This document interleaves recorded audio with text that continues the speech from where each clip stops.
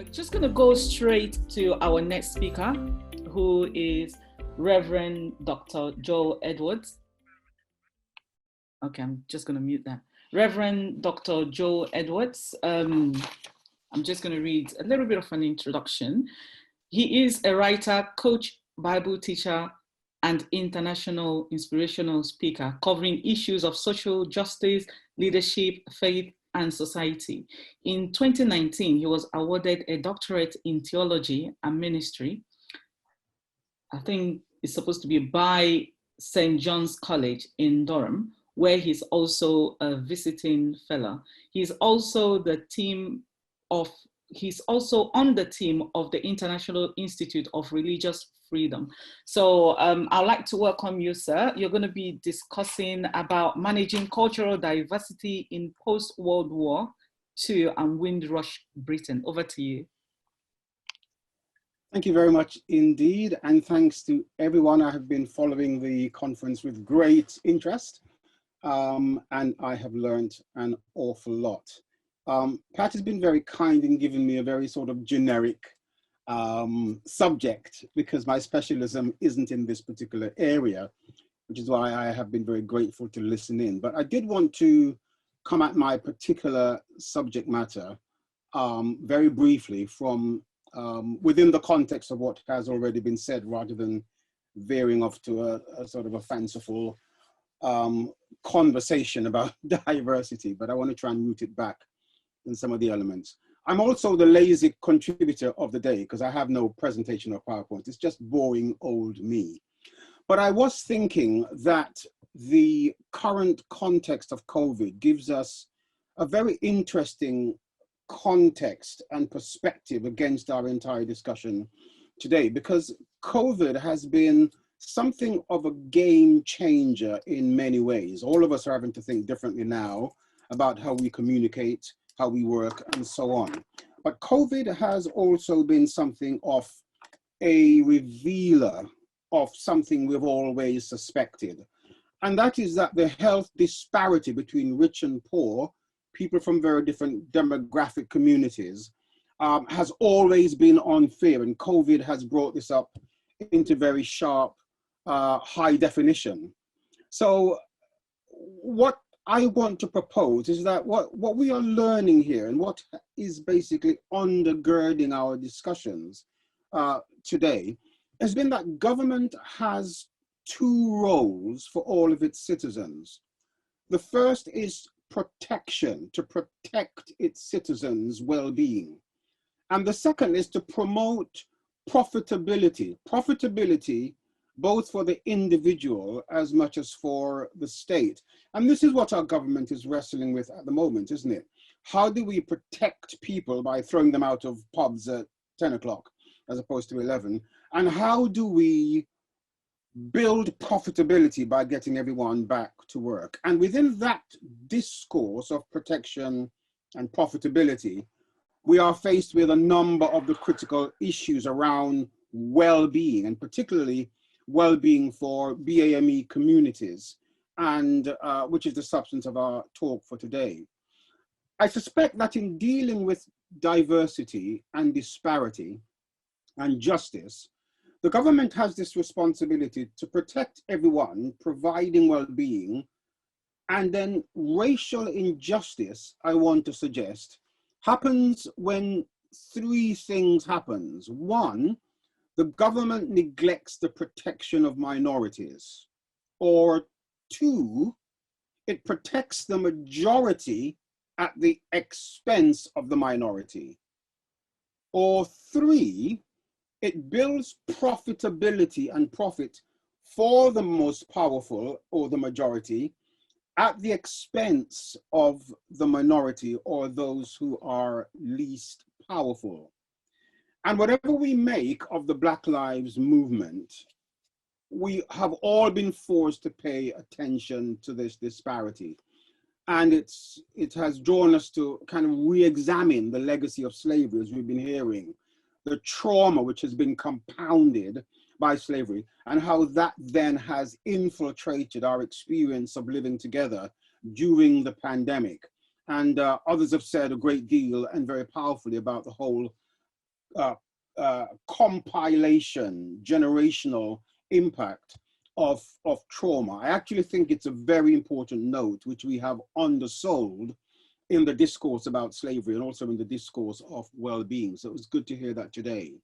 And of course, this means then that well-being has to be the measure against which the responsibility which government has to protect the vulnerable must, ultimately be discussed and measured. And to exploit those who should be protected from being exploited by the powerful is what we are talking about today. When we think about the under-resourcing of people from BAME communities who are trying to provide the services needed for our communities, it pushes us back into this imbalance between protection and profitability and the responsibilities which our government has. And this has been very well demonstrated in terms of the post-war Windrush generation. BAME communities in the post-war context has really been exemplified by the Windrush thing.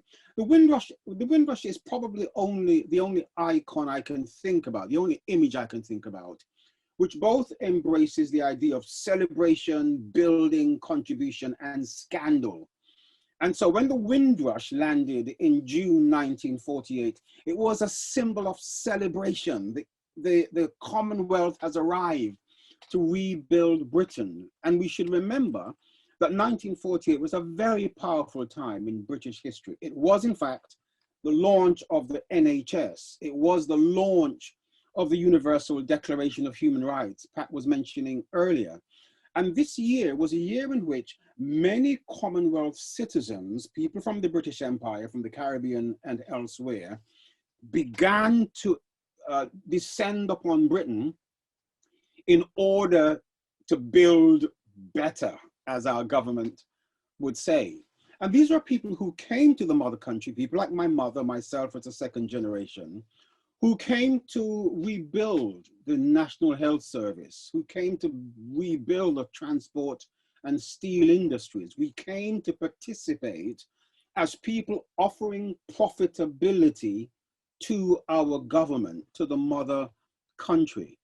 But I think the experience has been one in which the well-being of these citizens has been seriously compromised since the post-war period. And therefore, there's been a kind of residue of imperialism which has been at work in the post-war history of Britain. So British citizens who came to build Britain better were regarded as profitable for the British economy, but have been underprotected by the government. This has been our history here for the past 70 years. And for us, the government has got this imbalance seriously wrong, profiting from us whilst underprotecting us and our well-being. And nothing has demonstrated this more than the hostile environment which produced the Windrush scandal. And what is clear is that successive government is not just the Conservatives, all our governments since the last 70 years have a bad track record in immigration. And what is clear is that successive governments have found it difficult to think of its immigrant citizens as anything more than profitability. And I think this is really partly what we're discussing here today. And this is summed up well in a great book. If you haven't got hold of a copy, it's called The Good Immigrant, edited by Nikesh Shukla, and a great quote at the back of the book, which says, "What's it like to live in a country that doesn't trust you and doesn't want you unless you win an Olympic gold medal or a national baking competition?" It's a great book. It talks about diversity, and many BAME communities have contributed to that book. And I think that goes to the heart of it. There is a sense in which the history of the last 70 years demonstrates that post-war Britain has underprotected its citizens of color, very often to the advantage of others. And we've seen this in a number of areas. I won't go into the details. You know them better than me, and we've heard them already in the course of today. Education, serious deficits in the well-being of BAME communities, some more than others, in relation to education. And this is not new. Far back as 1980, we had the Swan Report showing us the disparity in educational opportunities, especially for African Caribbean students back in the 80s. The Race Disparity Report, which we've had available for the last couple of years, constantly reinforces the fact that people of color have been under protected in this area. Crime, and we've, I need not say more, we've heard it eloquently today. And David Lammy, as we've said in his criminal justice report in 2017, has demonstrated that in terms of crime, we are seriously underprotected and over-profitized, if you like. I've just made that word up. I remember a colleague of mine, a number of us made a submission to the Stephen Lawrence inquiry, and a colleague of mine who said that Black people in Britain are underprotected and over-policed. I think that says and sums it up quite well. And we could mention employment, arts, sports, all of these areas which speaks of the well-being of migrant and BAME communities has demonstrated this imbalance between our profitability to the nation and our underprotectedness in terms of our well-being. And of course, this is really seriously demonstrated in terms of mental health and well-being. Worth looking again, if you haven't, at the Race Disparity Report of 2018. And again, I won't go into some of the stuff it raises, but it definitely underlines the deficits in our being protected by the state in areas of mental health. It is estimated, says the report, that about 3 out of 100 Black men have suffered a psychotic disorder in the past year. And this is estimated to be more than 10 times as prevalent among Black men compared to white men. That's the Race Disparity Report of 2018. So, in conclusion, how are we responding and how are we to respond? And once again, the day has been filled with great example of responses from some very expert people. I think we respond not by expecting handouts from the government. That's not what we are talking about. Minority groups have a responsibility to maximize self-help. That's what this conference is all about. That's the work which Pat and her colleagues are doing. That's the work which other contributors are doing. And we do this through so many avenues. I mean, just some really interesting conversations which people have been having with me about putting Black history in the school curriculum. A Windrush national organization who is challenging government and the Home Office in terms of carrying through the commitments of the Wendell Williams report, which is now 6 months since she challenged the Home Office to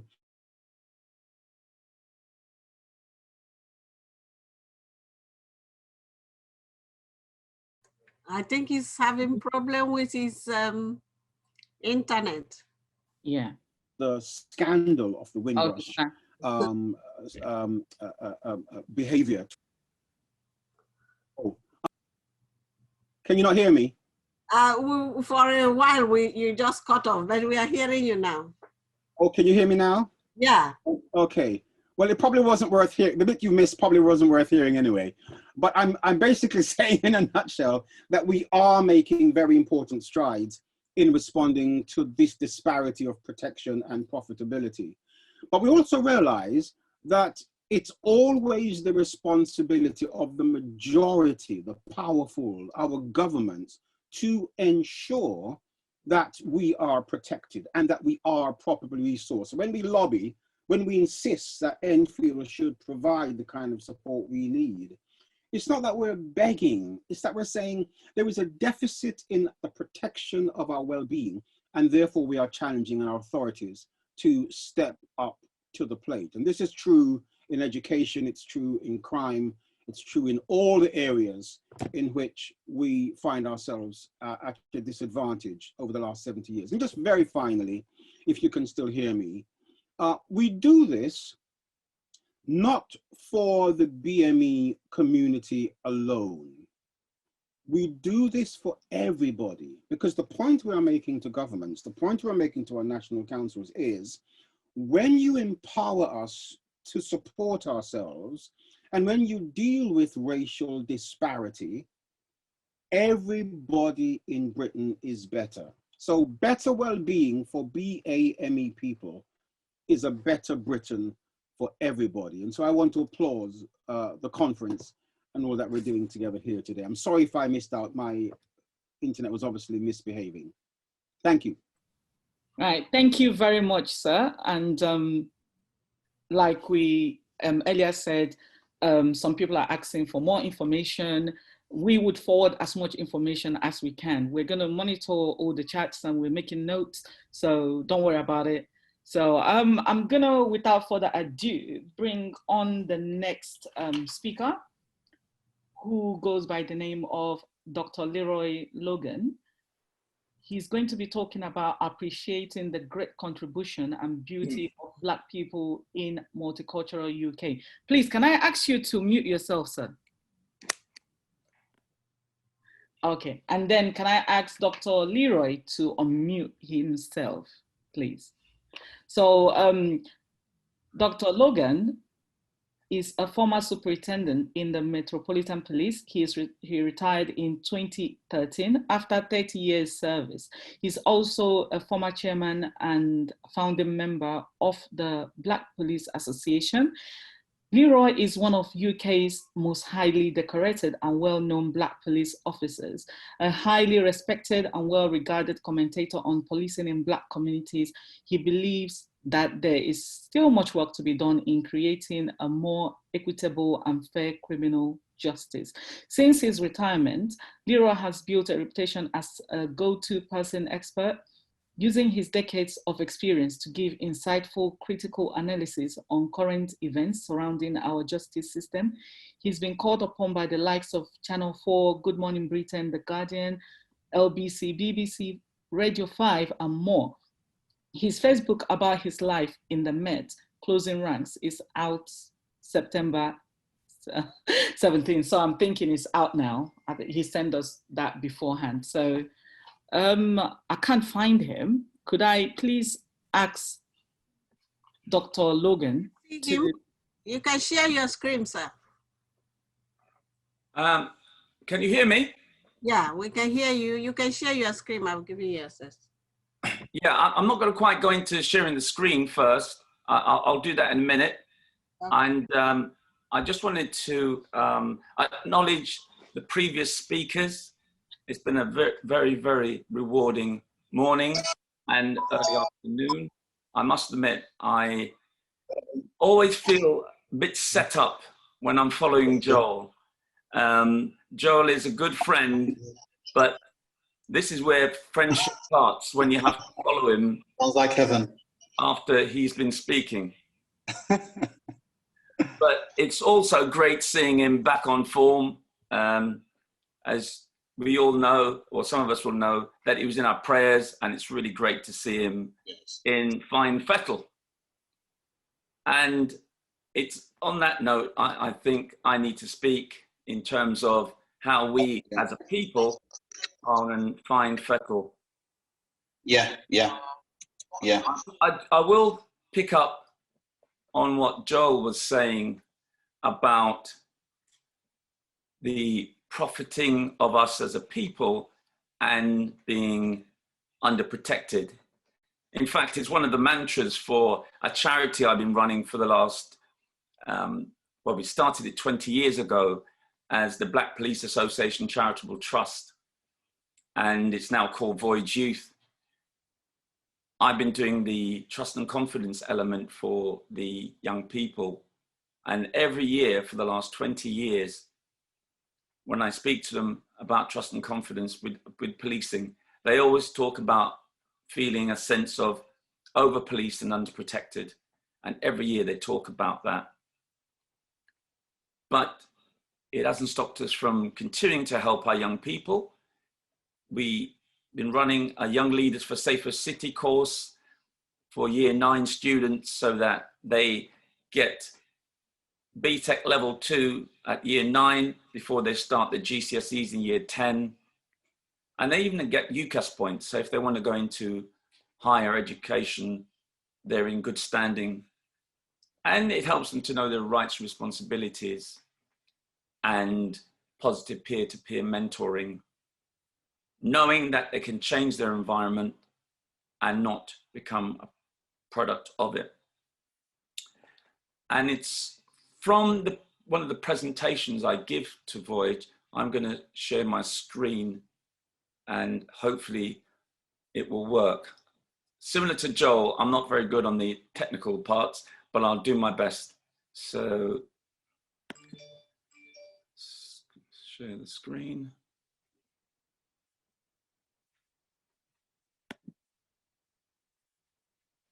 And I'll share. Can anyone see that? Can everyone see that slide? Yes, it's okay. Okay. Right. As you will see, many of the themes that has been highlighted is this vicious cycle. And it has been laid bare by COVID, by the Black Lives Matter movement, even the Windrush, and the various reports we've heard about, the Lamy report, going all the way back to Scarman, which has spoken truth to power, but it hasn't had the desired effect. And that's saying, well, they don't care and they're willing to profit and exploit us. And at the same time, we are left languishing in this vicious cycle. Could you bear with me 1 minute? Because my wife is listening to this next door and she's getting this echo. Gretel, could you turn off your volume, please? So you can see it's a family affair and my wife is listening in and I know if I get it wrong, I'll be in trouble. But the echo is too much. Okay. Starting from left, top left, poor environment. That is a massive issue for us as a people.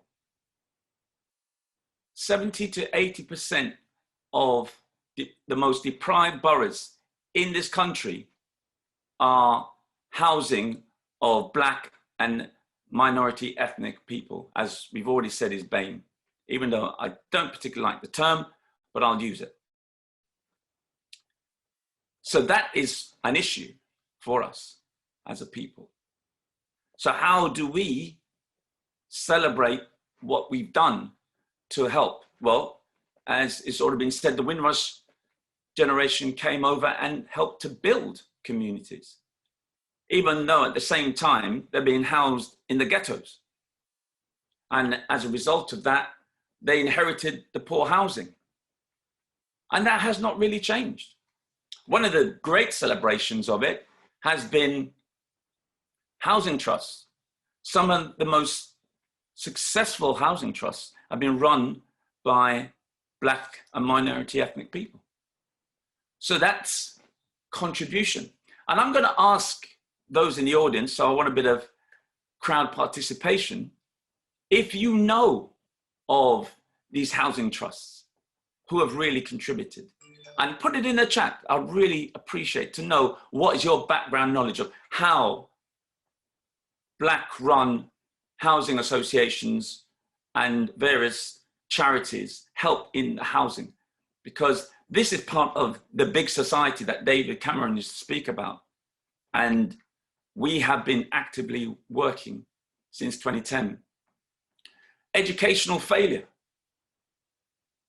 We know as far back as the 60s and 70s, there used to be issues around subnormal schools. And guess what? Mostly Black people were excluded from mainstream schooling into these subnormal schools.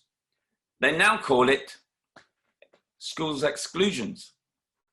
And in a lot of ways, those exclusions have not changed.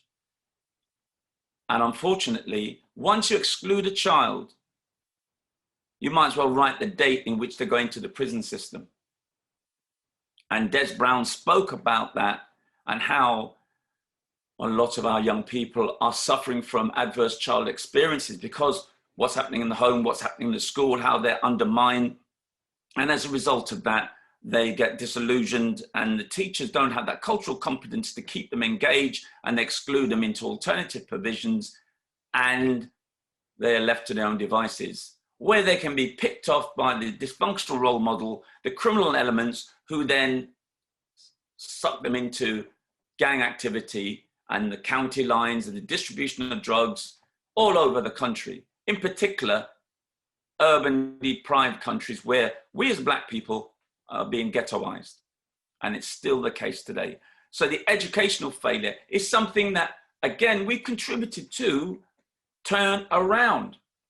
Our Saturday schools, there's been so many culturally competent Saturday schools that really helped to understand how we assist our young people to empower themselves to know of self and be comfortable in their own skin.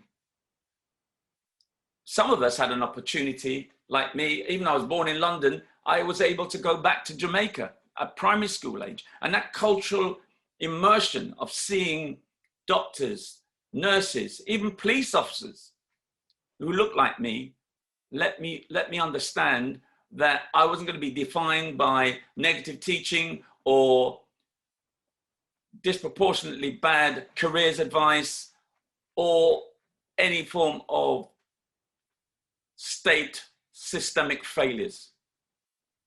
But some of us don't have that opportunity to know that they can break out of their environment and change it. And as I said, that's one of the ethos of the Voyage Youth Program. I'll go on to political failure. Unfortunately, we have seen a series of governments, especially after the Second World War and the Windrush generation, how they were, in the Second World War, Black people were seen as heroes and they were celebrated in this country. Within 10 short years, or just over, they came back over in large numbers on their invitation of the politicians, and all of a sudden they're zeros. So it's from heroes to zeros, or sheroes to zeros. And that's continued to this very day. And we've been exploited and we've been deprived. Even though in 1987, we had 4 Black MPs, and we still have one, Diane Abbott, she's still there after 30 odd years. And it's great to see that the number of politicians from African, Caribbean and Asian origins have increased significantly. But are they doing what they need to do to change the political discourse, the actual emphasis of government? Because the Tory government prides itself in having minorities within the cabinet. They even have an Asian Home Secretary. Well, has it made a difference? I'll let you answer that. All I could say is, in terms of policing, I believe policing, the look and feel of it, gives me the impression of when I was in the ranks pre-McPherson. So policing, in my view, has a pre-McPherson look and feel around the enforcement emphasis, the punitive action, the excessive use of force, whether it's handcuffs, tasers, sear spray, or even various forms of hostile restraints. These are the things that need to be addressed. So we want to see breakthroughs, and it's so great to see David Lammy and his report. But we don't want a report just to be decorating people's shelves. It needs to live. And that puts an onus on all of us to make it live within our areas of expertise, areas of emphasis, whether it's in the public, private, or charity sectors. I'll move on. Economic decline. We have seen that decline because the way we have been handled, and as I said, I'm segueing my previous speaker, Joel, on how that's played itself out till today. But I'm really so impressed by our new generation of entrepreneurs and how they are realizing they don't have to rely on the state to get their creativity and their expertise. And I've been so impressed. In fact, even in the ranks of Voyage Youth, we have excellent young people who have gone on to set up their own companies, work in the media, and they want to invest back. And that's the key. How do we develop the black pound? Because we know the cycle of the Jewish pound is 10 times as much as the black pound. How do we invest in our own companies, our own various forms of organizations, small, medium enterprises, etc. We need to invest in our black-run companies. Going on to criminalization. I think it's already been spoken about at length, especially with Des Brown. And I've already touched on how the look and feel of policing has changed. But it's not just exclusive to policing. It's also around the wider justice system, because the disproportionate number of people who look like me, when they go to the courts, they're more likely to be kept on remand, get more excessive penalties, and unfortunately, they get various hard-hitting services or support in the prisons, and the penal service has been known to be very, very well. They suffer from the same racial profiling as police officers, and that's an issue that, unless it's been acknowledged by the Home Office, by the Prime Minister himself, by the Mayor of London, and all the other municipal cities, we will never really get to grips with this. It needs to, and it has to hold chief constables and even the commissioner to account, to understand that we cannot continue in this way. For example, the commissioner said quite recently, institutional racism is unhelpful and they're no longer institutionally racist. Well, I've got news for Cressida Dick. It's not for her to say. In fact, her predecessor, Bernard Hogan Howe, actually said it's not for him to say, it's for the government and the public. So I would really think, especially I worked with Cressida Dick 20 years ago on the Macpherson inquiry, and she used to walk the talk. She's not walking the talk now, which is really disappointing, because with one hand she said Black Lives Matters, and then on the other hand she's saying institutional racism and systemic failures don't exist. You can't have it both ways. I'll go into the last section around tertiary services. And I think that's where COVID has really, really had an impact. It's exposed these services and how exactly the mortality rate in Black and minority ethnic communities really shows the fact that they don't get the support in protection as frontline workers. Hundreds of bus drivers actually died in the first few months of COVID and nationally. So we need to understand that these services need to protect us, and we need to demand it. Just like in the criminalization piece, we need to be active, challenging in the appropriate way.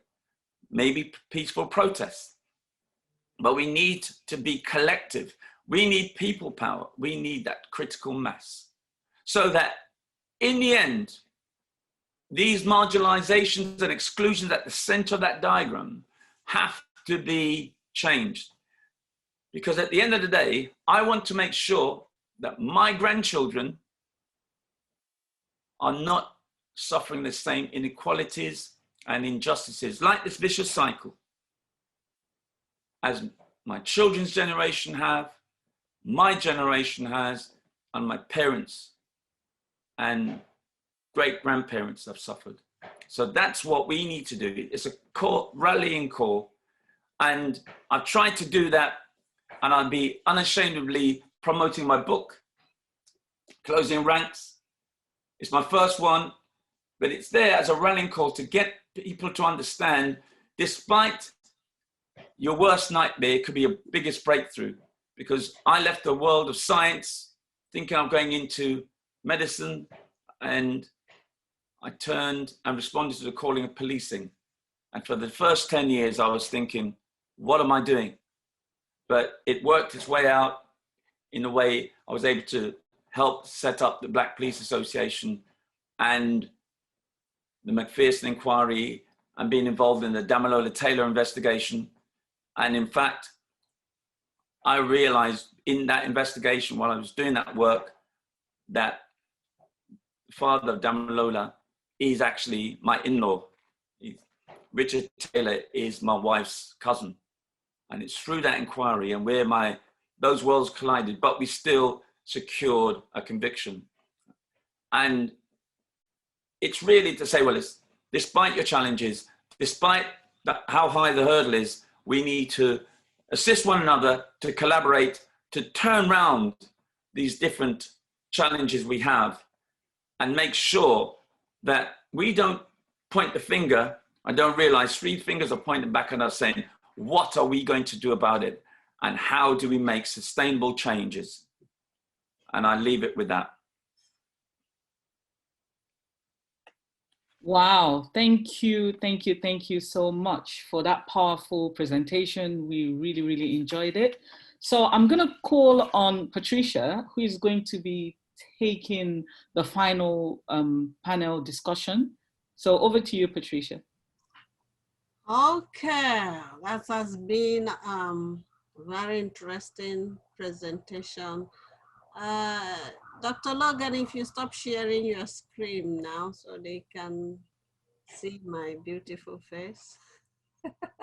Thank you very much. Yeah, thank you everyone for coming. It's very, very interesting. We want to rush through the questions. It's very, very important that we answer some of the questions, although I want to appreciate Dr. Sade has been answering most of the questions people has been putting on the chat.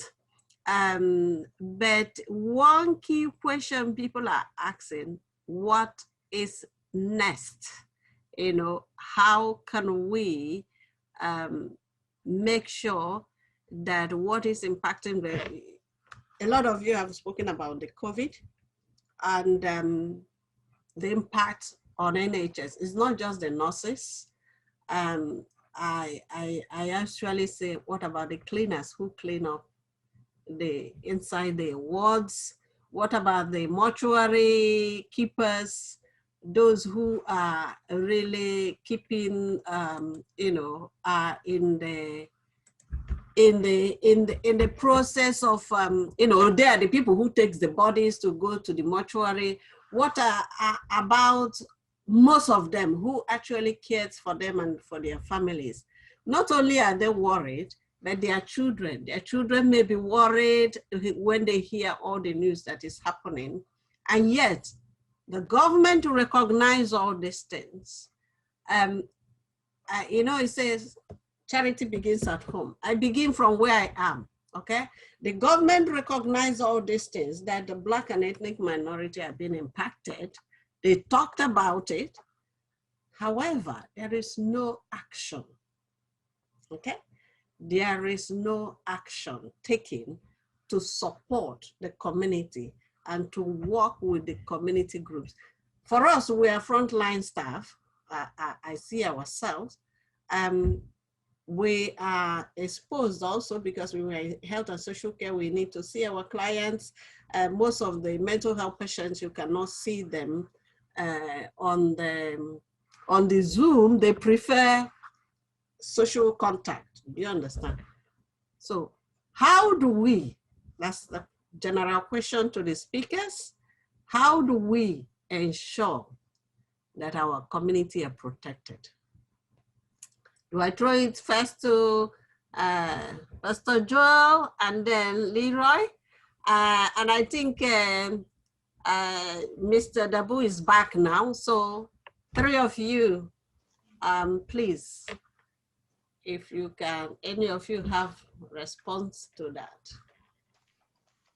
Yeah, briefly, I think we are doing that. When I look at the gallery of participants and guests on this call and see where people are coming from, I think we are in the process of providing that protection, because we are now involved, not on the outside of these institutions, but on the inside, seeking to address the issues in practical ways, in policy terms, and in terms of matters around security, policing, and so on. And I think that has to be the best way of participating, as Leroy was saying, in being a part of the solution, is to get involved and to be a part of the equation which brings solutions. So I think we're on the way, but we've still got some way to go.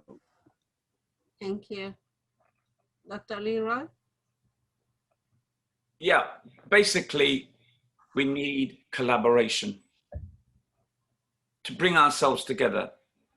In all honesty, I've been working with Joel from 20 odd years ago with McPherson and his contribution with the Independent Advisors Group. And the way we could really make an impact was not just think as Black officers, we had all the answers. We had to collaborate with the community.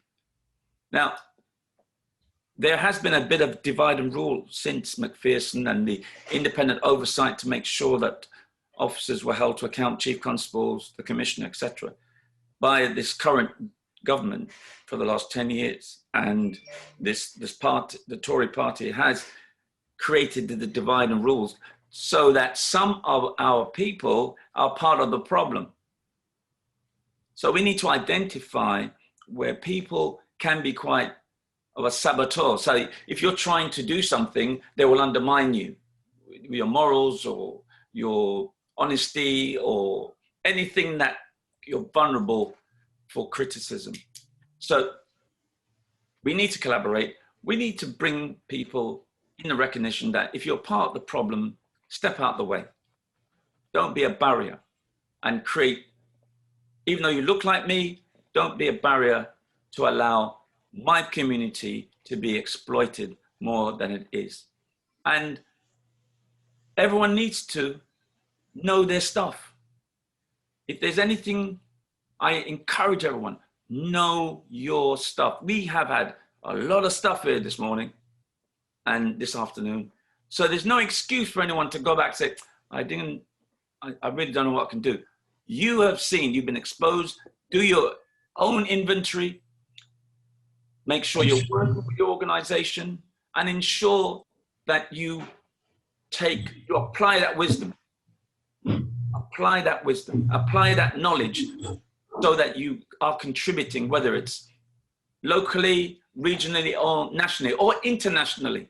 And that's why, Patricia, it's good that you brought this conference together to get people into the realization time is of the essence, because the Black Lives Matter, I think, has created a momentum.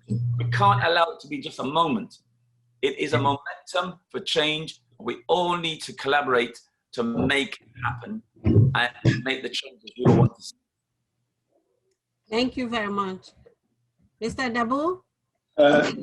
Patricia, thank you for bringing this together. It's always good to see my old friend Leroy.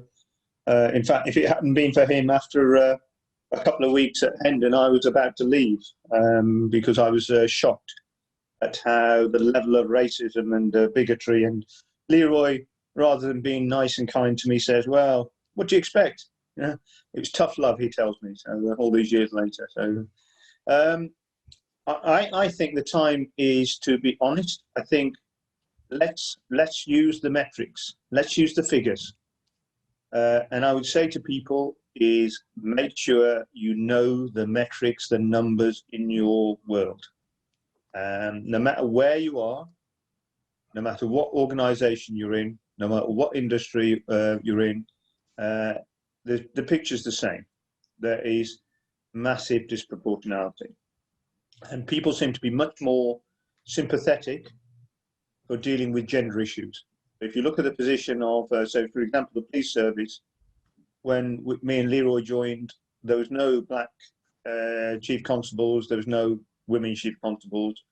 Fast forward, we've had one, Mike Fuller in Kent. He's been the only chief constable, but at one point, 25%, a quarter of all the police forces were run by women. And up last year, 3 of the most senior positions were run by white women. It's now only 2 of the 3. So there is a hierarchy of acceptance on the protected characteristics. And I think I would say to people, know the facts, know the figures, and quote them, because we will always be accused of being too emotional. We'll always be accused of shouting and screaming and being not understanding the strategic picture, of being only interested in our community. That's always going to happen. Just take that as a given. But have the figures in your back pocket. In fact, have them in your front pocket so you're able to show those figures. So you can show the disproportionality. You can ask the question around why there aren't people like us in the hierarchy. And I think it's really, really important to have that challenge. Because unless you have those figures to hand, people will dismiss it. So for example, and I'll finish on this point, if you look at the race, workforce race equality standards, the RES, which gives you the number of minorities in positions within the National Health Service. You look at those, they've been there since 2015.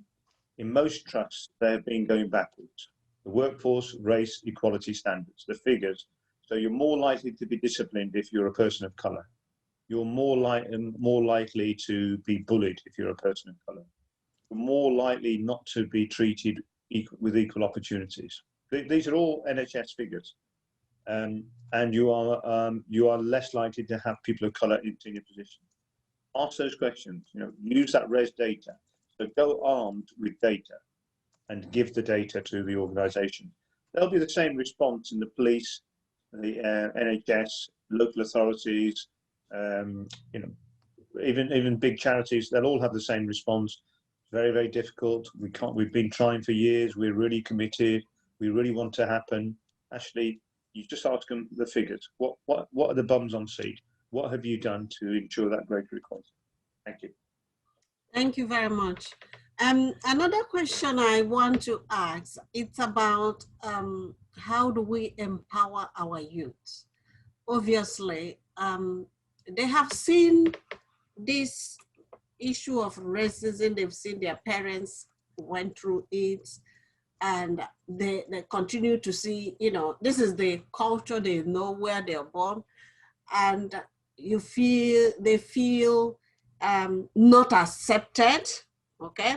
So most of them, it's having this anger build up in them.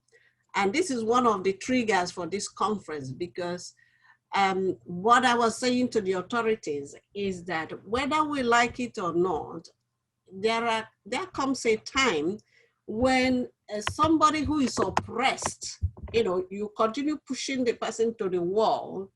When they can go nowhere, they can push back, okay? We have all witnessed what has happened in this country in the past many years. Bristol riot, Tottenham riot, Broadwater. In short, Tottenham have seen twice. Broadwater Farm, and you were all involved as Metropolitan Police. And at the moment, the Black Lives Matter is stirring up things, in the community. And then the authorities are sort of watering them under the ground as if it's not happening. And my role as, I call myself as a bridge builder in the community, seeing what is happening, is to say to them, if you continue to ignore people, one day it will cost you more. You know, prevention is better than cure. Is it not what they say? It will cost you more to address the issue that will erupt. So how do you think the authorities will be able, what advice, if you're giving health, some of the health authorities are here, local authorities are here, if you are to give them advice, how will you ask them to engage the Black community, especially our young people, instead of having them as their enemies? What would be your advice? I go back to, let me reverse, Mr. Babu, if you start with you and then we reverse the other. Well, I think one thing I would say is never underestimate the amount of desire there is within our young people. Never underestimate that. The thing that's missing is the opportunities. So, you know, if you're well known, you have a job in a senior position, then you are going to get your children into positions. So I think we just need to look at where we are structurally. We people of colour are not in those senior positions, and it's much worse for the Black community. Let me give you an example. I'm a non-executive director in Camden and Islington, and we if you look at our staff and our service users, they are a higher percentage of Black, African and Caribbean people, both in our staff and in our service users. That's not reflected in our trust. So I think we need to make sure with our young people, we look at the opportunities. And if you're saying, what do I want local authority to do, is I would like the local authority to set targets for how it's going to make its organisation much more representative of the areas and the people it represents. What I'll do, Patricia, is I'll share you a copy of a report I wrote for Harrow Council that was looking at institutional racism. Harrow Council, I was asked to write the report shortly after I left as a borough commander. It's got the highest Hindu population. The minority population is about 41% now. And yet at all the senior levels, at the chief executive, the deputy chief executive, the director level, all of the senior people were white. And it was the same with the NHS, and it was the same with the police. So even where we've got great diversity, these organisations do not represent our local community. So my challenge to everybody is to ask the people who employ in these big public sector organisations, how representative is your organisation and how different is it from last year? Yeah, and that's a challenge, you know, focus on the metrics, focus on the numbers. Thank you very much. If I ask Dr. Leroy this question, because you know, when you have a subject like this, it stirs up a lot of emotions and things in people who have wide experience of racism in their working lives also.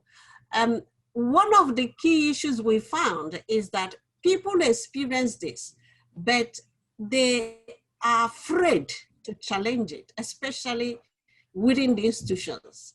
I found that even though they have Black officers or senior personnel, let's say in the council, or they tell you they have counselors who are Black people, but they are afraid to challenge the institution they are in. And because of that, many of them continue to be more suppressed, continue to, you know, and it's impacting on their children's life, it's impacting on the community.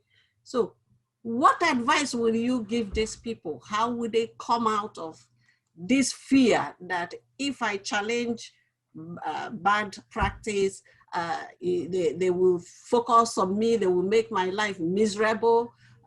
You know, all this sort of thing. What advice will you give that individual, having gone through it yourself in the Met? Is that to me or? Yes, to you. Sorry. Okay. Well, in all honesty, that's why we set up the Black Police Association 25 years ago. And the importance of not only supporting ourselves, but supporting the community, especially where there are inequalities and injustices. That's why we set up the Voyage Youth Program through the Black Police Association Charitable Trust, because knowledge is power. It needs to be passed on, not hidden. And letting young people know their rights and responsibilities gives them, especially when it's become a culturally competent process.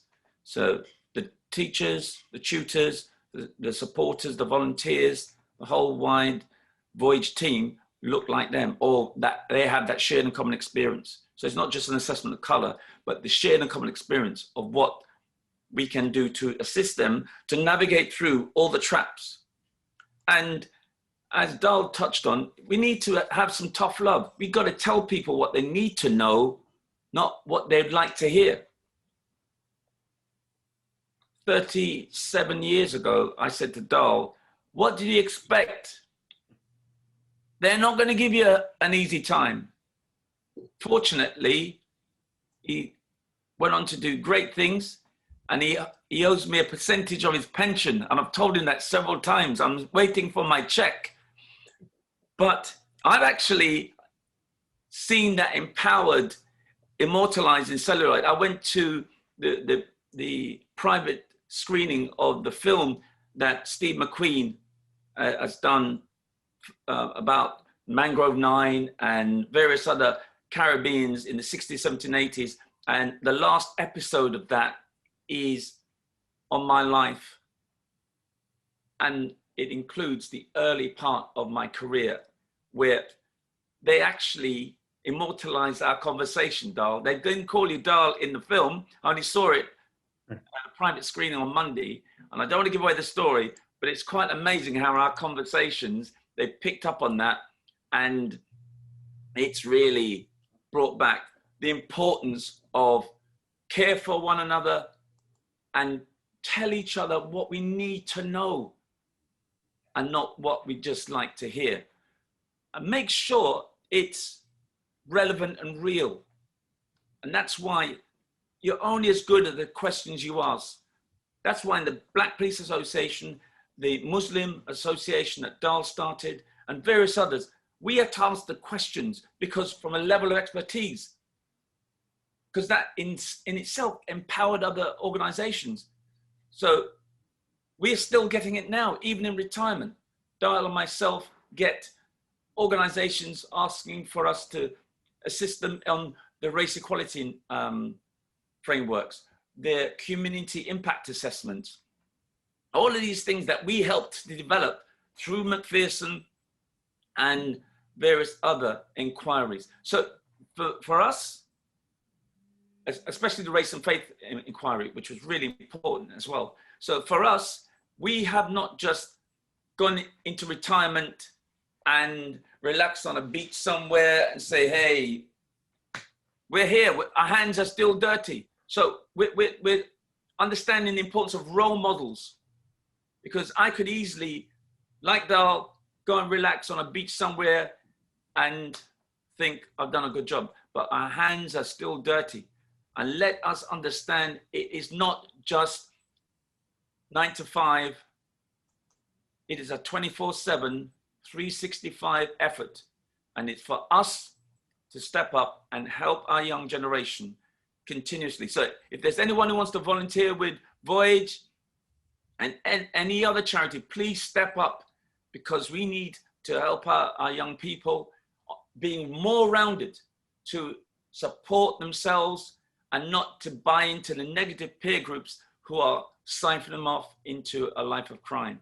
So that's the call I really believe we need to have today. Thank you very much. One more question to Reverend Joel. But what you mentioned there, it's about the importance of mentoring, because you say how you supported Dow when he came in. And I believe he saw you as his big brother, and he was able to maneuver the challenges, and which has equipped him to now start to maneuver in the NHS. Yeah, he is. Yeah, Patricia is my much older brother. Yeah. Thank you very much. I just want to ask Reverend Joel, you know that in NHS, the role of spirituality, which that's why we brought in the role of the faith community, okay? People are silenced. When it comes to human rights, the people's belief system are silenced. They don't remember human rights there, okay? I want to ask a question. During this COVID, most people, their belief system is what helped them, but yet they will not be allowed to exercise that, especially in NHS. You know, what advice will you be giving a BME community or Black person who is working within the NHS, whether it's a doctor, it's a nurse, it's a cleaner, it's a janitor, whatever they are, you know, and the only hope they have, the only thing that sustains them, the only thing that will make them to look for tomorrow is their faith. And yet they are being suppressed, which is part of mental illness, because they don't understand that when you suppress somebody of whom they are, of their value, you are causing them mental illness. What advice will you give them? Yeah, thanks, Pat. I think all of us involved in this struggle have a dual responsibility, it seems to me. The first is to ensure that people around us are aware of racism, its institutional behavior, its impact on well-being, and to help individuals we work with or serve with or worship with to be able to identify that. When faith communities fail to do that, we become passive and we become collaborators with the system, which is not our calling. The greater calling is to build resilience. Somebody mentioned that on the notes just now. And the way in which we build resilience is about the totality of who we are. I mean, this goes back a little bit as well to the previous question. What do we offer to young people, whether, you know, whatever the state of their mental health might be? And that is about resilience. And I think those of us who work as people of faith within the health service, within the probation service, which is where I was for 11 years, I cannot proselytize. I cannot go in with an armful of Bibles to beat people with, and neither should I be allowed to.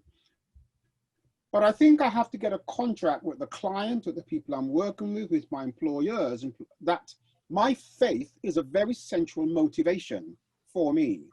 And I think the point we need to demonstrate is not just through what we say and how assertive we are with our faith, but how we model it, what kindness looks like, what professionalism looks like, what that caring approach and going the extra mile looks like.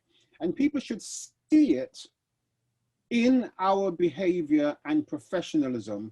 And I think we also take with us an added element, and that is, I think it's no accident that there is a lower proportion of people from faith communities who find themselves on the wrong end of the criminal justice system, or who have the ability to rise above the wreckage of racism in order to see themselves in a more positive light. So I think one of the things we do in our professional life is we don't proselytize, but we clearly and confidently share who we are and why we are who we are.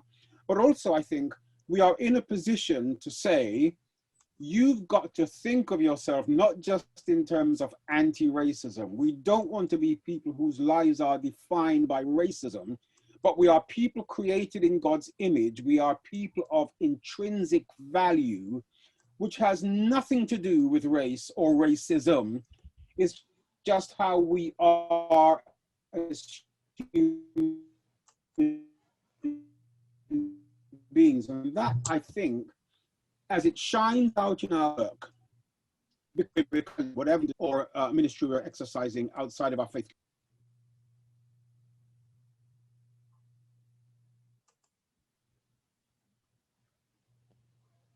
You muted yourself, sir.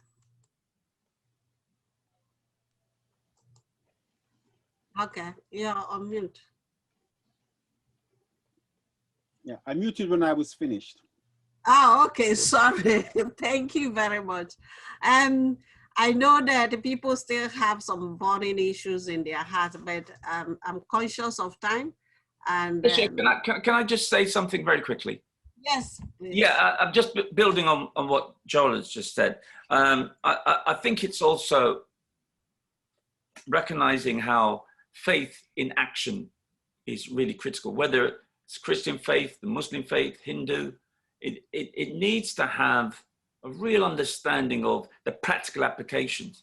And please forgive me, I'm not being unashamedly promoting my book, but if I can get through 30 years of a hostile environment, similar to Dahl, we know that it's our faith was our anchor, because that gave us the resilience to withstand that hostile environment. And more importantly, recognize we were people of color who happened to be cops. I'm African Caribbean who happens to be a cop. He's Asian who happens to be a cop, not we're cops who happen to be whatever. Because what that does, it ensures that you integrate in your organization and not assimilate and adopt the norms and values of that organization, so that you don't sell yourself out. Because I've seen too many of my colleagues, whether they're police officers or police staff, they're actually part of the problem. As I said, if they're a barrier, move out the way, because sometimes they assimilate, take on the norms and values, and they can be even harder on their own people. And we had that. I used to, when I was a sergeant, I used to say to my officers, don't bring in any made up arrests, you know. And at one time, an officer, and he's quite a senior person now, but I won't mention his name, he brought in a female screaming and said she was drunk, and she was hysterical. Yes. She could be creating a breach of the peace. Yes. But she was not drunk. And I had to de-arrest her and reunite her with her children in the front office. And that was in Hackney, in Stoke Newington police station. And you can imagine how many people looked at me thinking, what are you doing? You don't de-arrest people, especially in front of the prisoner. I said, no, I had to speak up on behalf of that woman because she'd been unjustly dealt with, even though the officer that arrested her, he was black as well. Yeah. That's what it takes. Now, some people might have the strength of character to do that, but I know it's my faith, because what I did, I'm not just a peacemaker as a police officer, I'm an advocate for change because of my faith. And I cannot stand by and see someone being unjustly dealt with, and I'm just going to sit back. That's all I wanted to say, is that there has to be a proactivity and a passion that we can't just walk on by. Yeah, thank you very much, everyone. It's really important that we assimilate what has been shared today. I believe that a journey starts somewhere. The journey to begin to educate both our community and authorities to say, if you need a better future Britain, we need to do things differently. I think that journey is starting now. We need to push ahead to make sure we create the roadmap for our children and my grandchildren, because I know, having been in this country for almost going to 40 years, I said, what I have faced, even in running this small charity for the past 22 years in the borough, I don't want my children to face it. I don't want my grandchildren to face it. So we have to begin a journey somewhere. We have to speak out. we are ready to work in collaboration. I promote a lot of partnership, and that's why we got the blend of different speakers to speak today, from clinicians to the Met police officers, to faith communities, you know, to also for the service users themselves to voice out. So I thank you very much for coming. Wellbeing Connect Services is a small charity in Enfield, but doing great work. But this year, as part of the reassessment of what is happening in Black community, as part of reassessment of what is happening with COVID and the Black Lives Matters, we say that we need to raise the bar. We need to get authorities to begin to really face the challenge of addressing the issues that has been endemic in the system. Okay, systematic racism is real. It's affecting lives, it's shattering lives, it's affecting young people. And I used to say that our own, we are more passive than the coming generation. The coming generation are not going to be passive as we are.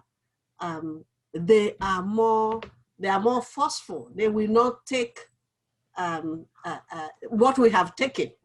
Okay, what you have endured in police, in the police this thing, institution, I don't think your son will be ready to endure it. You understand? Because they want to speak out. They don't want to be oppressed anymore, because they see this as part of their community.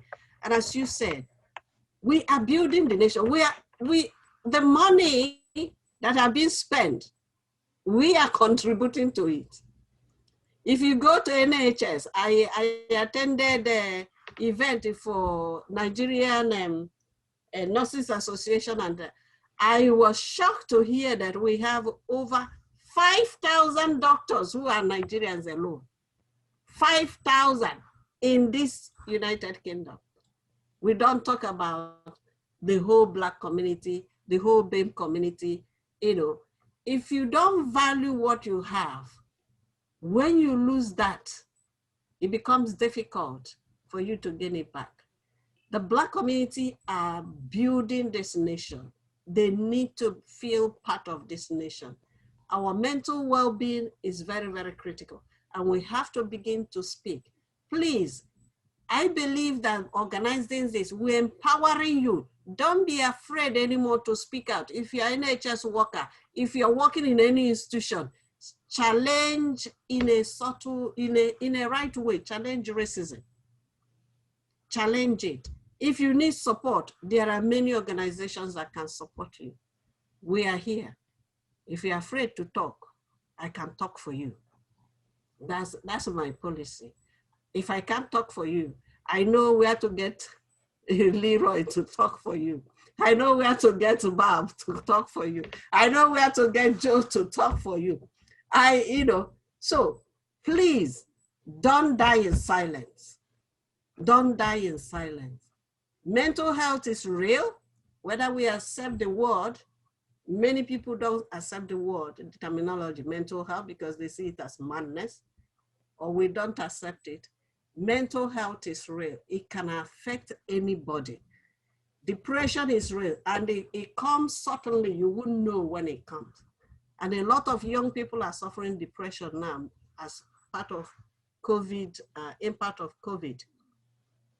And the government is doing what I call a fast food process.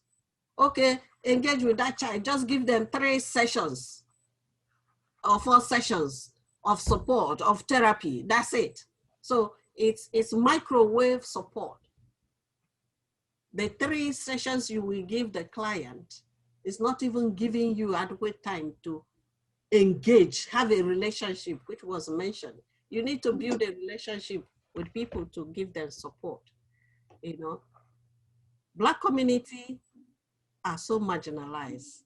And by doing this conference, I believe we have started the journey to speak out and to say no. enough is enough. Let's have a change. If we make a small, tiny change like this, it will go a long way for tomorrow. Thank you all for coming. Thank you for everybody who has participated. We thank Ade for Obe community for your participation in the video. We thank some of our clients who participated in the video, and we thank most especially our speakers for a wonderful, entertaining day. My able staff, the Senior Wellbeing Advocate, I thank you. I thank all the engineers behind me. You know, I'm not technical literate as such. I know my level. So I thank all of you. I thank you all for supporting us, and all my team behind the staff. I thank you all for making this day a memorable day. Thank you very much. If you have any questions or you need to link to buy, please, Leroy's book. I think you're launching it today. You're launching it today? No, it was launched last month, okay. 17th, but as other authors will know, like Joel, it's just to start the journey, and but it links in with the film that's going to be shown in December. So I'll put the link on the chat if anyone wants to go to Amazon, but it's also available Waterstones and other good book outlets. Yeah, thank you very much. I thank Mr. Babu. We will like to work with you and your team in SICO to really push for a change in NHS, a change in the social care, and a change all over. Because we need to begin to challenge. I just Googled race equality board, and I noticed that when you talk about race equality, how many people on board are Black community. We need to begin to challenge those things. Those boards where they provide services for Black people, but they do not have a single senior person on board. We need to begin to address that. So I want to appreciate you all. I'm also an author of a book called Through It All. The Lord Sustain Me. You can get it on Amazon or all the Barnes and Nobles and all other bookshops, online bookshop. And my grandson, 9 years old, also wrote a book called Elisha and the Tale of Two Weddings. So you can see all of them in Amazon. Once again, I wish we don't need to stop, but it has to come to an end. Thank you very much, everyone, and enjoy the rest of your day. Thank you. Before we go, I just wanted to say that we've had almost 200 people join this conference, and it's been amazing, fantastic. And we want to thank everyone who has taken time out of their busy schedule to join. Someone also said, are we going to be doing more of this conference? I know 100% that Patricia has quite a few things up her sleeves. So we will let you guys know as time goes on. Thank you very much. I think I can now personally sign out. I don't have a book to publicize.